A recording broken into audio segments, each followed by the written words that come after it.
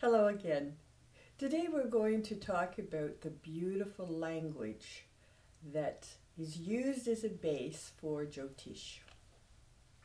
This language, which is one of the oldest, if not the oldest language, is called Sanskrit. And Sanskrit is a language that has a joy within it. It carries a vibration, it carries an energy that very few other languages embody to the point, to the extent that Sanskrit does. When we begin to study Jyotish, there are many words that we may have a made-up translation for what it says in Jyotish, but so much is lost in the translation. For instance, in the West, when we refer to astrology, we talk about planets. Well, planets in Jyotish are called the graha. And the reason they're called the graha is because they have the power to grab. The planets have a consciousness that is so powerful that it touches each one of us in a separate and individual way. And it's this energy from the graha that give us our natal charts, that enable us to be able to say Mary's chart is different than George's chart. When we read a chart, what we're looking at is that energy, the energy patterns within the chart. So rather than referring to the sun, moon, Mars, Mercury, etc. as a planet, we refer to them as a graha. And by doing that, we recognize the energies that they're transmitting to us and to everything around us. So that is an example of one little word. Another one, for instance, embodies the lords. We talk about the lords of signs. And in Jyotish, naturally, we also talk of Diva, Divada, the gods. And in English, when we say God, we generally expect or think of a male image.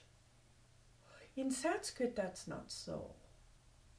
In Sanskrit, when the three major energies of Brahma, Shiva, Vishnu are discussed, there is an automatic recognition of the female aspect or female energy within the primary energy.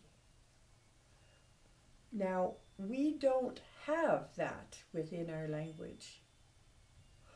Generally, if we refer to either gender, it doesn't matter whether we're looking at a chart or anything else.